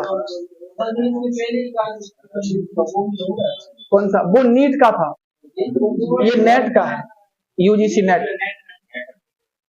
नेट होता है असिस्टेंट प्रोफेसर के लिए, और नीट होता है वही मेडिकल ऑफिसर वगैरह के, मेडिकल डॉक्टर बनने के लिए। नीट अलग है और नेट अलग है। नेट 1 साल में 2 बार होता है। वो लीक नहीं, उसमें लीक का नहीं पता हमें, उसमें ये पता कि उसमें ग्रेस मार्क दे दिए, जैसे आप लेट पहुंचे तो उसको नंबर ज्यादा मिल गया आपको। तो अब जो भी हो, ठीक है, अब रद्द का तो नहीं पता, लेकिन अब जो भी होगा वो आयोग डिसीजन लेगा ना। तो वो ऐसे आया ना कि जैसे आप लेट पहुंचे तो लेट पहुंचे, मतलब लेट समय, आप मतलब पहुंचने का मतलब ये कि आपको कम समय मिला तो आपको ग्रेस मार्क दे दिए, ऐसे हुआ। अब ग्रेस मार्क कैसे दिए वो नहीं पता, अब देखो क्या होता है आगे, ठीक है। अब लिए अगर मान लो रद्द भी होगा नीट का पेपर तो दोबारा होगा, ठीक है। तो ये अब आगे चल के देखो क्या होता है, अपन तो देखते रहो।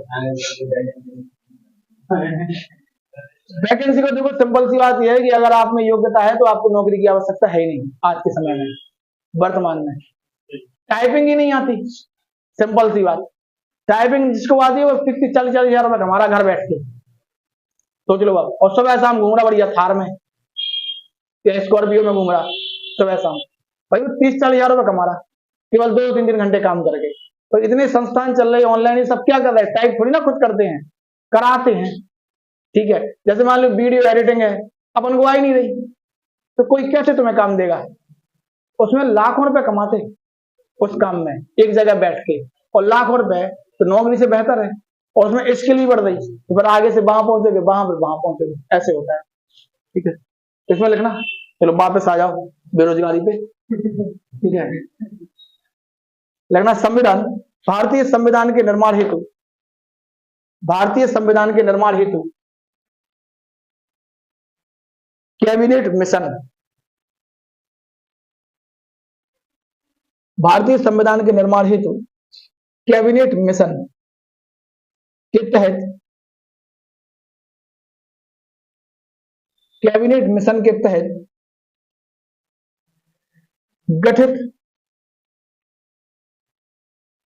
संविधान सभा, मिशन के तहत, कैबिनेट मिशन के तहत गठित संविधान सभा की प्रथम बैठक, की प्रथम बैठक 9 दिसंबर 1946 को,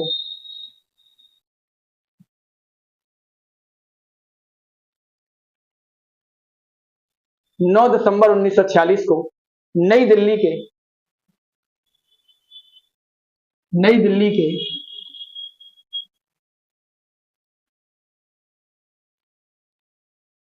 काउंसिल चैम्बर्स पुस्तकालय,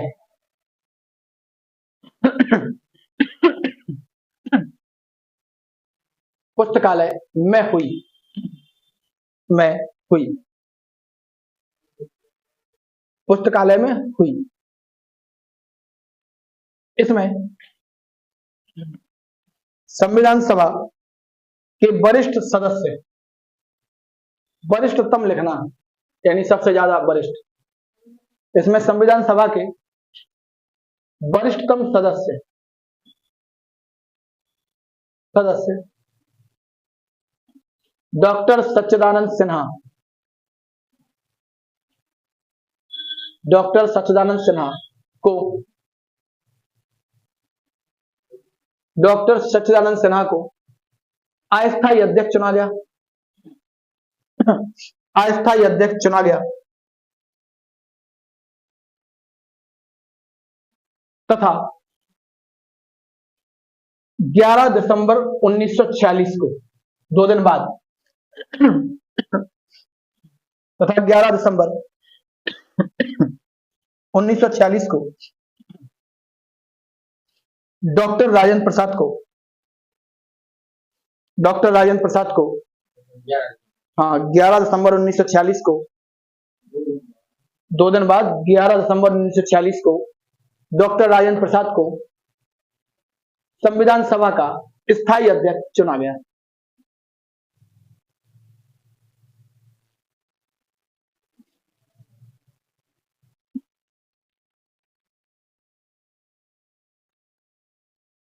we N Rao, VN Rao को, इनका पूरा नाम है बेनेगल नरसिंह,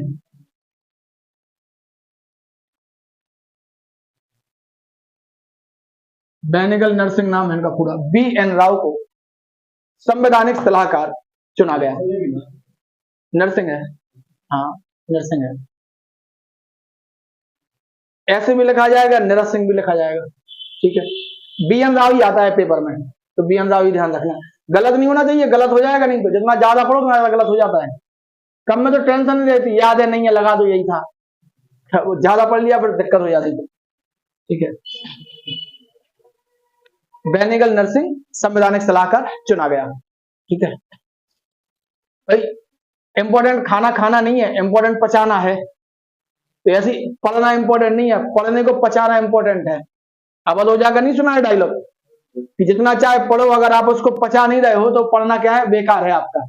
भाई आपका पढ़ना इसलिए बेकार है, आपने पढ़ तो लिया 10 घंटे, लेकिन 1 घंटे 1.5 घंटे बैठ के आप ये विचार नहीं कर रहे कि आपने 10 घंटे में क्या पढ़ा, तो कोई मतलब ही नहीं है उस पढ़ने का। आपने जो मान लो 1 पेज पढ़ा, फिर कॉपी बंद कर दी, उसके बाद 10 मिनट बैठो और रिवाइज करो मन ही मन में कि हाँ यहां से पढ़ा, ऐसे हुआ, फिर ये हुआ, फिर ये हुआ, फिर हुआ, उसके बाद वो दिमाग में बैठ जाएगा, कभी नहीं मिटेगा आपके दिमाग से, ये होता। लेकिन अपन ऐसा करते कहाँ हैं, करते नहीं करते। अपन तो पढ़ लिया, कॉपी बंद, बस काम खत्म। तो उसको एक बार रिवाइज कर लो मन में, 1 घंटा पढ़ा, 2 मिनट में तो हो जाता, 5 मिनट में, बस वही काम की चीजें। लाइन चेंज करके लिखा, संविधान सभा की कार्यवाही जवाहरलाल नेहरू द्वारा, संविधान सभा की कार्यवाही जवाहरलाल नेहरू द्वारा 13 दिसंबर 1946, 13 दिसंबर 1946 को, 13 दिसंबर 1946 को 46 को उद्देश्य प्रस्ताव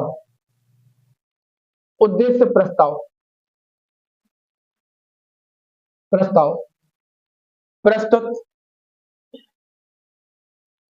करने के साथ शुरू हुई,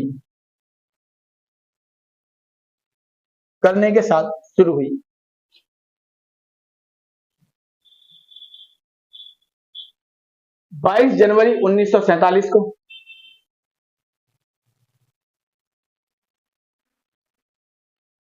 22 जनवरी 1947 को उद्देश्य प्रस्ताव को स्वीकृति मिल गई, पास हो गया, स्वीकृति मिल गई, एक ही बात है, स्वीकृति मिल गई।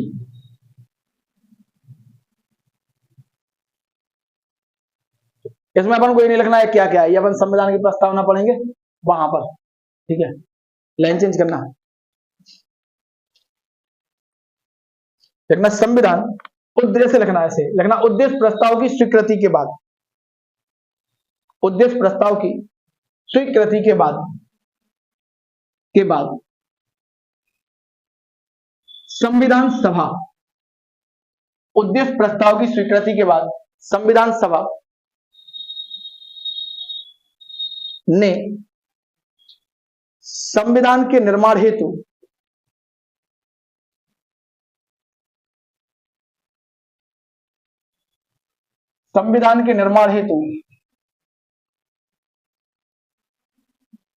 अनेक समितियों का गठन किया,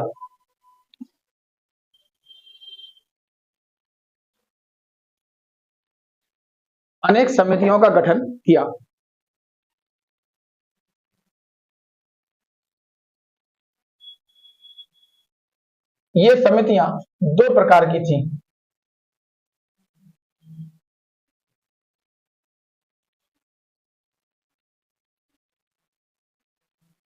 नंबर 1 प्रक्रिया संबंधी समिति, ऐसे लिखना, ऐसे लिखा हुआ है बोर्ड पे लिखा है, प्रक्रिया संबंधी समिति।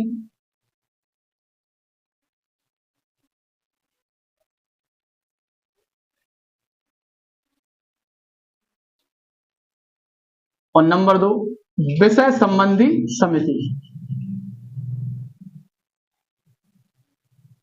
इनमें से महत्वपूर्ण है विषय संबंधी समिति, ये महत्वपूर्ण नहीं है, ठीक है। नहीं, विषय संबंधी समिति में आएगी प्रारूप समिति। विषय मतलब संविधान में अलग अलग विषय पर, ठीक है, उनके लिए, इसी में आएगी प्रारूप समिति विषय संबंधी में। ये इंपॉर्टेंट नहीं है प्रक्रिया। प्रक्रिया का मतलब है प्रोसेस क्या होगी, कार्रवाई कब होगी, कितने बजे से कितने बजे तक होगी, कैसे होगी, ये सब बहुमत वगैरह ये सब इसमें होगा। लेकिन यहाँ पर विषय संविधान में जो जोड़े गए उन विषय पर, मौलिक अधिकार हो गए, संसदीय प्रावधान हो गया, आपातकाल हो गया, इन सब पर चर्चा, उसके लिए विषय संबंधी समिति बनाएंगे। उनका काम था चर्चा करवाना। ठीक है, जैसे आज समीक्षा अधिकारी बन गए तो आप सचिवालय में बैठोगे, तो कोई मंत्री अगर किसी मंत्री से तारांकित या अतारांकित प्रश्न पूछा जाएगा, उसका उत्तर मंत्री थोड़ी ना देगा, उसका उत्तर आप लोग लिख के दोगे, फिर मंत्री वहां जाके पढ़ेगा, ऐसे होगा। तारांकित प्रश्न का मतलब होता है जैसे आपने नोट्स लिखे, इसमें स्टार बना लिया, इंपॉर्टेंट है ये, तो प्रश्न पे स्टार लगा होगा कि ये प्रश्न इंपॉर्टेंट है, इन 10 में से इसका जवाब तो 100% आपको देना है। ये अतारांकित का मतलब वो इंपॉर्टेंट नहीं है, ऐसे होता है। ठीक है, हाँ किताबों में लगा जाता है स्टार करके, लूसेंट में भी लगा स्टार करके, तो वो इंपॉर्टेंट फैक्ट हो गया इस टाइप से। ठीक है, ये विषय संबंधी समिति लिखनी है अपन को। इसमें 2 कॉलम बनाना, एक में लिखना समिति जैसे लिख रहा है ऐसे ही, और एक में अध्यक्ष।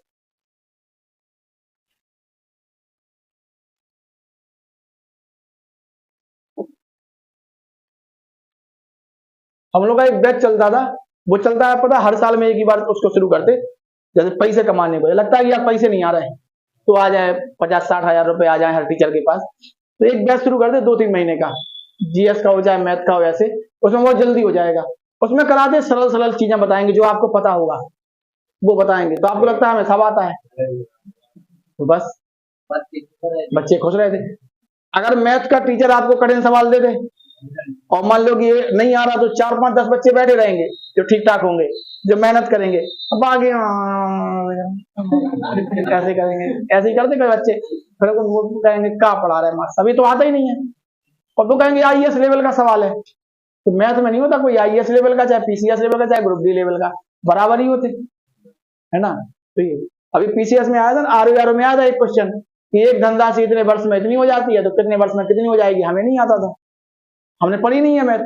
तो एक क्वेश्चन ऐसे था कि मान लो एक्स ने इतनी धनराशि इतने वर्ष पर चढ़ाई, 7 चक्रवृद्धि ब्याज से इतनी हो गई, तो कितने वर्ष में कितनी हो जाएगी, इस टाइप का था, नहीं आता था, हम ऑप्शन से लगे थे करने, तो हो गया ऑप्शन से, एक हो गया एक नहीं हुआ, तो भाई तो ऐसे, तो मान लो हमें नहीं आ रही मैथ, तो हम कहेंगे कि नहीं भाई क्वेश्चन तो यहाँ भी आएगा, वो सरल क्वेश्चन है भाई, आप तो कर लोगे तुरंत चुटकी में कर लोगे आप लोग, तो हम नहीं कर पाए, तो हमें पढ़ी नहीं है मैथ। तो हालांकि इसमें 5-7 क्वेश्चन मैथ के आते, 5-10 रीजनिंग के आते, तो स्कोर ज्यादा नहीं उसमें रहता, तो वो क्वेश्चन कठिन नहीं थे। अब स्टूडेंट क्या कहते हैं, उनको सरल कराओ, तो उनको जो आ रहा है तो बैठे रहेंगे, कठिन करा दिया तो बस खत्म, फिर वो कहते हैं ये तो क्वेश्चन ही नहीं आते जो पढ़ा रहे संविधान में, तो फिर ये कहते, फिर उनसे कहा संविधान सभा के अध्यक्ष कौन थे, फिर वो आपसे क्या कहेंगे, कौन से, स्थायी की अस्थायी, फिर तुम कहोगे हमारा क्वेश्चन है कि संविधान सभा के अध्यक्ष कौन थे, ये आंसर बताओ, वो कहेंगे नहीं नहीं ये बताओ कौन सा, स्थायी की अस्थायी, तुम कहोगे क्वेश्चन यही आया पेपर में कि संविधान सभा के अध्यक्ष कौन थे, तो आंसर क्या लगेगा, राजेंद्र प्रसाद। अब कन्फ्यूज तो तुम खुद हो रहे हैं ना, ये स्थायी की अस्थायी तुम खुद कह रहे हैं, हम कहाँ कह रहे हैं, हम तो सीधा कह रहे हैं कि संविधान सभा के अध्यक्ष कौन थे, राजेंद्र प्रसाद लगेगा आंसर। क्वेश्चन आएगा कि संविधान सभा के अध्यक्ष कौन थे, तो राजेंद्र प्रसाद। क्वेश्चन आएगा अस्थायी कौन थे, तो आंसर पर सत्रांश है ना, स्थायी कौन थे, तो राजेंद्र प्रसाद। हाँ, टीईटी में क्वेश्चन आया था कि संविधान सभा के अध्यक्ष कौन थे, अब बच्चे कह रहे सर इसका आंसर क्या लगेगा, हमने कहा पूछ क्या रहे, तो कह रहे स्थायी क्या है, स्थायी, हमने कहा ये लिखा है क्या, नहीं लिखा, तो फिर भाई तुम कंफ्यूज कर रहे हैं ना, तुम खुद कंफ्यूज हो रहे, तो वो नहीं कर रहा, वो तो सीधा पूछ रहा है कि भारत की राजधानी क्या है, तुम कह रहे दिल्ली की नई दिल्ली, क्वेश्चन में नई दिल्ली लिखा ही है दादा, तो वही लगेगा आंसर।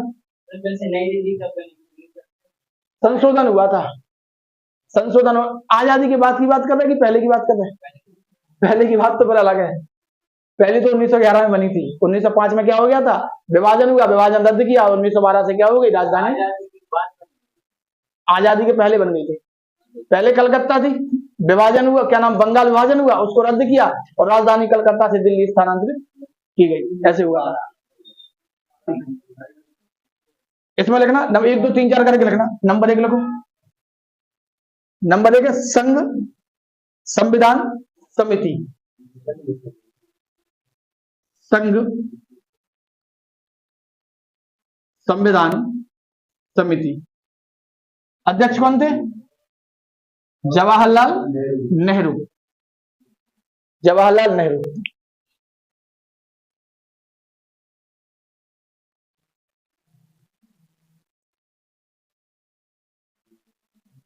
इसके बाद है संघ शक्ति समिति, इसके भी जवाहरलाल नेहरू।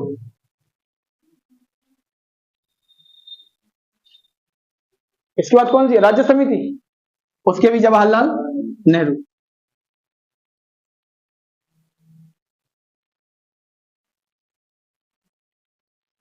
इसके भी जवाहरलाल नेहरू।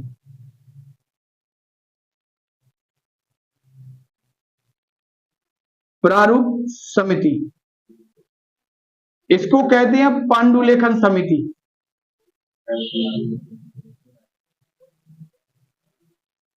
बहुत पूछी जाती हुई है ये अंबेडकर जी है ना, Bhimrao Ambedkar. Drafting, drafting committee, वो ड्राफ्ट करना, ड्राफ्टिंग करना।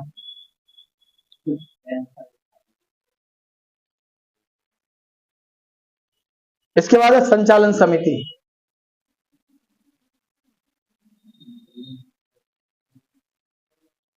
संचालन समिति,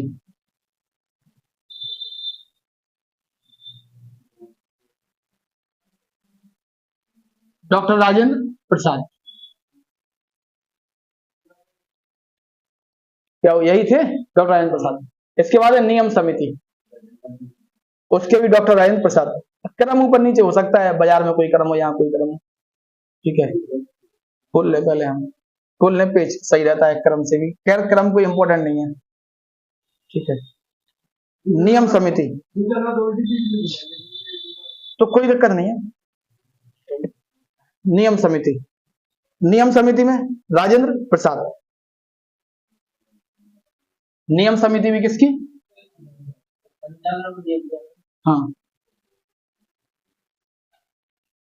डॉक्टर राजेंद्र प्रसाद। इसके बाद है झंडा समिति,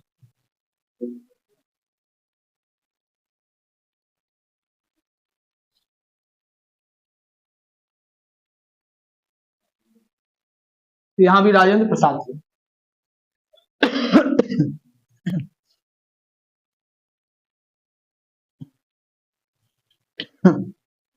इसके बाद है प्रांतीय संविधान समिति।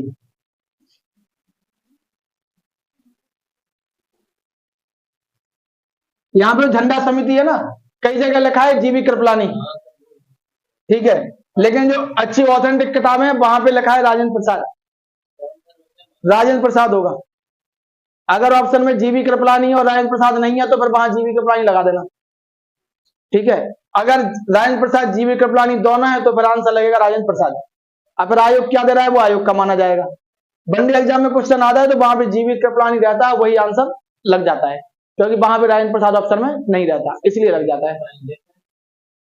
लिख लो चाहे ध्यान देना, लेकिन अब अलग से लिख लेना पॉइंट, अभी नहीं लिखो अलग से। अभी हम बता देंगे झंडा समिति दो थी, एक पटेल अध्यक्ष थे और एक पर यहाँ पर वो कौन कौन सी थी अभी बता देंगे, हम लिखा देंगे नोट करा के, ठीक है। इसके बाद है प्रांतीय संविधान समिति। हाँ,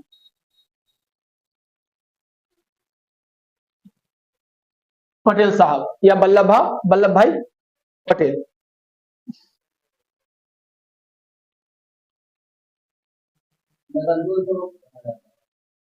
हाँ, इन्हीं को। इसके बाद है मूल अधिकार एवं अल्पसंख्यक समिति। मूल अधिकार एवं अल्पसंख्यक समिति, इसके भी सरदार पटेल। मूल अधिकार एवं अल्पसंख्यक समिति, सरदार पटेल।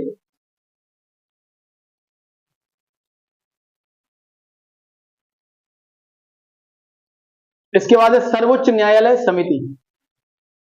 सर्वोच्च न्यायालय समिति, सरदार पटेल।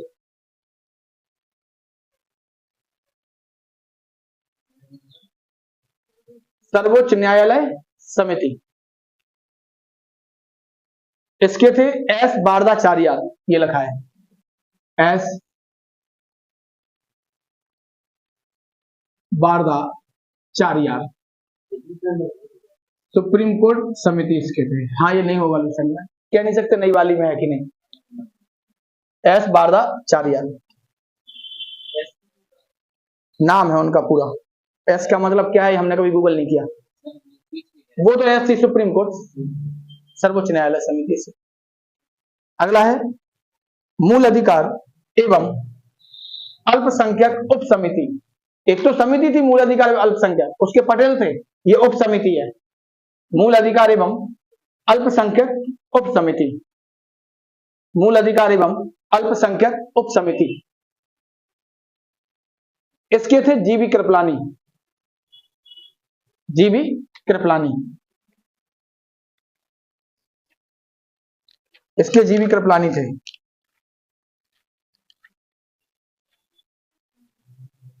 अगली है देशी रियासत समझौता समिति, ये हुई तो नहीं। देशी रियासत समझौता समिति,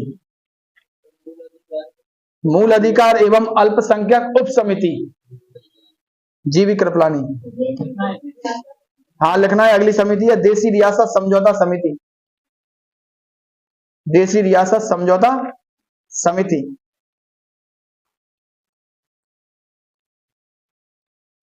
समझौता समिति।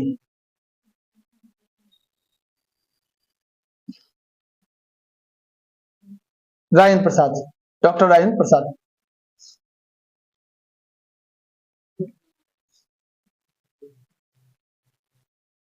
अब देखो एक झंडा समिति बनी थी 1931 में, एक झंडा समिति बनी थी 1931 में। तो 1931 में वो कराची अधिवेशन हुआ था, उसमें बनी थी झंडा समिति। उसके अध्यक्ष थे सरदार पटेल और कुछ मेंबर थे, ठीक है। इसके बाद एक बनी है झंडा समिति, इसको कहा जाता है, जो संविधान सभा में है, इसको कहा जाता है तदर्थ झंडा समिति, तदर्थ झंडा समिति। इसके अध्यक्ष थे डॉक्टर राजेंद्र प्रसाद। ये तो दो थिंग तो ध्यान रखना, ऑप्शन में क्या है उसके हिसाब से आंसर लगेगा, ठीक है। लिख लो इसको, लिखना 1931 में, 1931 में पॉइंट बना के लिखना, पॉइंट बना के 1931 में कांग्रेस के कराची अधिवेशन में, कराची अधिवेशन में, कराची अधिवेशन में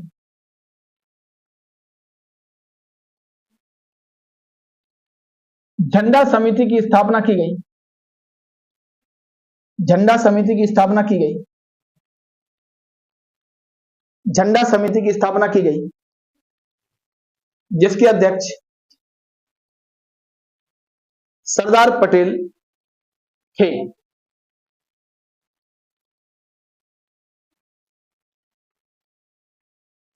और 6 अन्य सदस्य थे, यानी 7 सदस्यीय समिति थी ये, 6 अन्य सदस्य थे।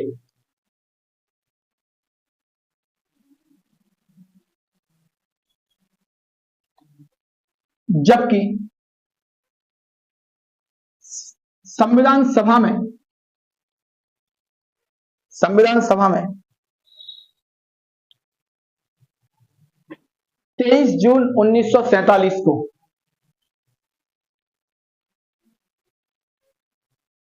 23 जून 1947 को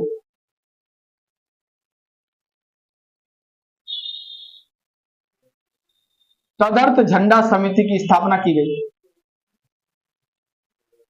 23 जून 1947 को तदर्थ झंडा समिति की स्थापना की गई।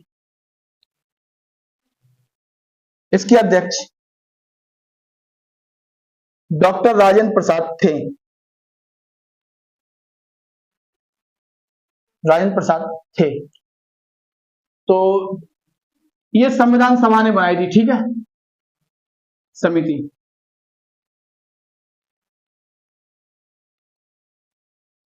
ये इसके अध्यक्ष कौन थे, किसके, उसके हमने सरदार पटेल तो कहा, नहीं सर, झंडा समिति, किस झंडा समिति के? एक सदर झंडा समिति है, एक आप झंडा समिति। तो जो झंडा समिति है उसके अध्यक्ष सरदार पटेल थे, जो कराची अधिवेशन में हुआ। भारतीय इतिहास में दो झंडा समिति मिलती है, भारतीय इतिहास में दो झंडा समिति। एक झंडा समिति ये तो दूसरे नंबर की झंडा समिति है। एक झंडा समिति की स्थापना हुई 1931 में कांग्रेस के कराची अधिवेशन में, ठीक है, कराची अधिवेशन में। इस झंडा समिति में एक अध्यक्ष और 6 मेंबर, कुल मिला के 7 सदस्यीय झंडा समिति थी। और इस झंडा समिति के अध्यक्ष कौन थे? सरदार पटेल। इस झंडा समिति के अध्यक्ष कौन थे? सरदार पटेल। तो हमें भारतीय इतिहास में दो झंडा समिति की बात मिलती है। भाई अपन सिंपल सी बात समझें कि भारतीय इतिहास में दो झंडा समितियों की बात की गई है।